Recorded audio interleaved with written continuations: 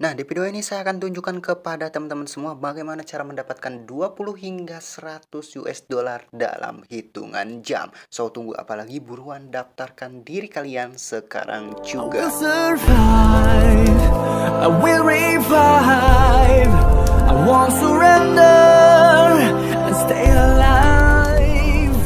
Kau berikan. Sebelum lanjut ke videonya, untuk kalian yang ingin tahu aplikasi ataupun situs penghasil uang terbaik dan rekomendasi untuk kalian ikuti, kalian bisa langsung bergabung saja ke grup Telegram saya melalui link yang ada di deskripsi video saya ini. Dan ketika nantinya kalian sudah bergabung, kalian bisa langsung ketikkan saja kata top seperti ini. Maka nantinya akan ada bot yang membalas pesan kalian dengan situs ataupun aplikasi penghasil uang yang paling recommended untuk kalian ikuti. So, buruan langsung gabung sekarang juga.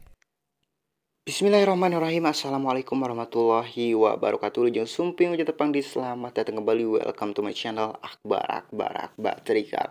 Nah, teman-teman, di video kali ini saya akan kembali ataupun saya akan menginformasikan kepada teman-teman semua mengenai cara agar kalian bisa profit ataupun bisa untung sebanyak-banyaknya melalui trading ya.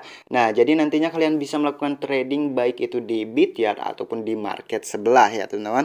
Nah, ada kabar bagus untuk teman-teman semua karena di sini ada pair baru yang bisa kalian tradingkan, yaitu pair Atom USDT dan juga pair DOT USDT ya, teman-teman. Nah, untuk DOT sendiri ini adalah project DeFi ya. Nah, mungkin ada di antara teman-teman yang mungkin belum tahu apa sih itu DeFi dan apa saja sih manfaat ataupun kegunaannya serta perbedaannya dengan bank konvensional. Nah, nanti akan saya kupas kepada teman-teman semua apa itu DeFi dan juga apa itu manfaatnya ya. Karena sekarang seperti yang kita tahu bahwa project DeFi ini itu sedang hit-hitnya ya, teman-teman, sedang viralnya ya. Nah, jadi kalian wajib tahu apa sih itu DeFi dan apa saja itu manfaat dari DeFi ya.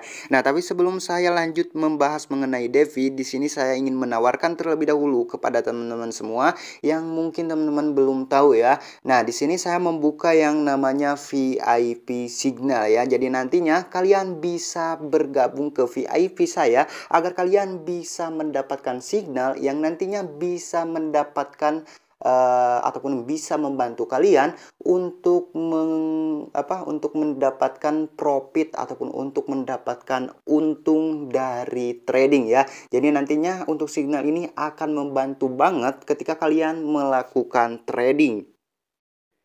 Nah, bisa teman-teman lihat ini adalah proof ya dari salah satu member VIP bahwa dia sudah mendapatkan profit sebesar 24 ya dalam hitungan 2 jam aja ya, 24 US dollar dalam hitungan 24 aja. Dan tentunya ini menggunakan modal yang sangat minim ya. Nah, jadi kalian nanti bisa langsung lakukan pendaftaran, langsung bisa join ataupun gabung ke grup VIP saya.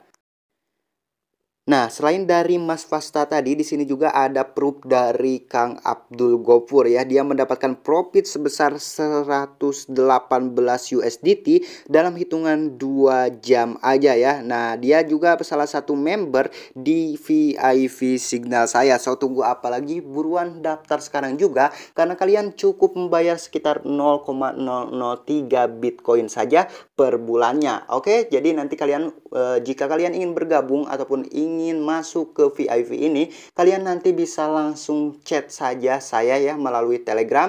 Nah, nanti kalian bisa langsung chat ataupun bisa langsung hubungi saya melalui Telegram ya.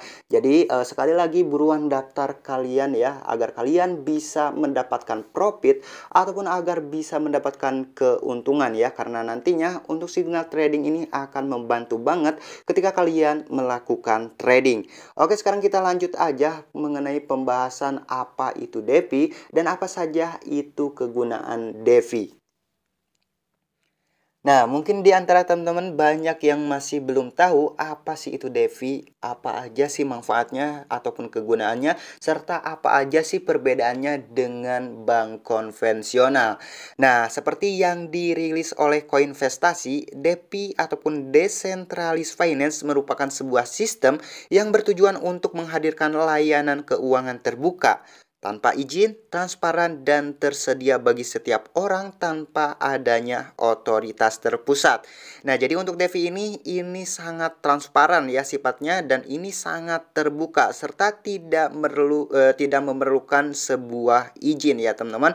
Dan ini sangat tersedia untuk siapa aja yang kalian ingin mengaksesnya. Nah, hal ini bisa dilakukan DeFi karena teknologi smart contract yang ada di baliknya. Ini dapat memungkinkan developer membangun fungsionalitas yang jauh lebih canggih, bukan sekadar mengirim ataupun menerima mata uang digital saja.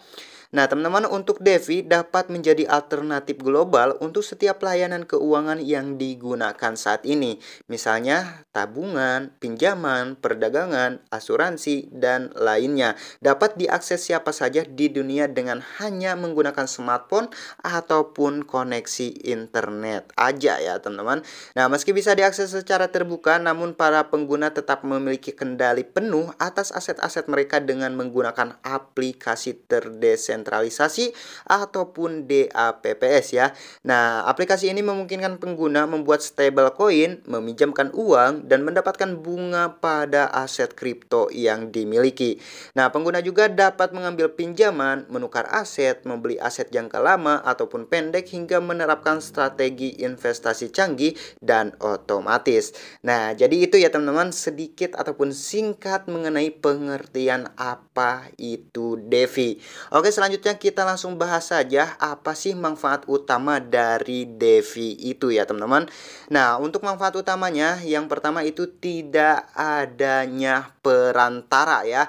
Nah, jika bank tradisional memiliki perantara untuk melakukan transaksi, maka DeFi sebaliknya ya. DeFi tidak mempunyai perantara ya teman-teman. Nah, teknologi blockchain yang digunakan DeFi tidak membutuhkan itu ya, karena sehingga transaksi bisa dilakukan dengan cepat. Pengguna juga dapat memegang kendali atas aset ataupun dana yang mereka miliki dan memantaunya jika ada perubahan. Nah, jadi itu adalah manfaat yang pertama, yaitu tidak adanya perantara di DeFi ini. Oke, untuk manfaat yang kedua yaitu di DeFi layanan tidak akan pernah ditutup ya. Nah, jika di bank ada suatu krisis ataupun masalah, bisa saja layanannya ditutup dan nasabah tidak bisa mengakses data ataupun dana yang mereka miliki. Tetapi di DeFi hal ini tidak mungkin terjadi ya teman-teman, karena layanan keuangan yang ada di DeFi ini dipasang di atas blockchain ya, sehingga data yang direkam dan tersebar terdiri dari ribuan node yang membuat potensi penutupan layanan hampir tidak mungkin terjadi. Data pengguna tetap aman ya, karena memiliki banyak salinan yang tersebar di jaringan. Nah, jadi itu manfaat yang kedua, yaitu layanan DeFi tidak akan pernah ditutup. Nah, untuk manfaat selanjutnya yaitu di DeFi ini memiliki kemudahan akses ya. Nah, di DeFi pengguna dapat mengaksesnya di mana saja asalkan memiliki koneksi internet dan smartphone. Decentralized Finance ataupun DeFi ini juga memungkinkan masyarakat yang tidak memiliki layanan keuangan di daerah berpenghasilan rendah mendapatkan akses ke layanan keuangan yang disediakan oleh DeFi ya. Nah, jadi mudah banget ya untuk mengakses DeFi ini, karena kalian bisa mengakses DeFi ini dari mana saja. Yang terpenting kalian mempunyai smartphone dan juga memiliki koneksi internet.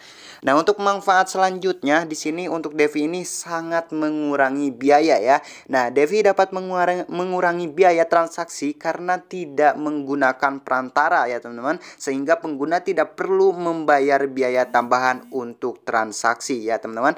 Nah, jadi sekali lagi DeFi ini mengurangi biaya karena tiadanya perantara ya. Jadi ini sangat berbeda banget dengan bank konvensional ya. Nah, oke, jadi itu adalah beberapa manfaat ataupun beberapa kegunaan dari DeFi ini, yaitu yang pertama tidak adanya perantara, yang kedua layanan tidak akan ditutup, dan yang ketiga kemudahan akses, serta yang terakhir adalah mengurangi biaya ya karena tidak adanya perantara ya teman-teman. Nah, oke, selanjutnya kita langsung bahas aja apa sih beda DeFi dan juga bank konvensional. Nah, pertama yang membedakan DeFi dengan bank konvensional adalah pengelolanya ya teman-teman. Jika bank konvensional dikelola oleh institusi dan karyawan.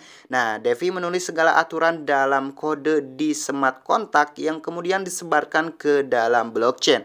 Dan nantinya DeFi dapat menjalankan sendiri operasinya dengan sedikit ataupun tanpa campur tangan manusia. Nah, yang kedua adalah transparansi ya. Nah, kode yang ada di teknologi ini bisa dilihat siapa aja ya teman-teman, karena semua aktivitas transaksi terbuka namun dengan nama samaran. Sehingga meski sifatnya sangat transparan, pengguna tetap memiliki privasi.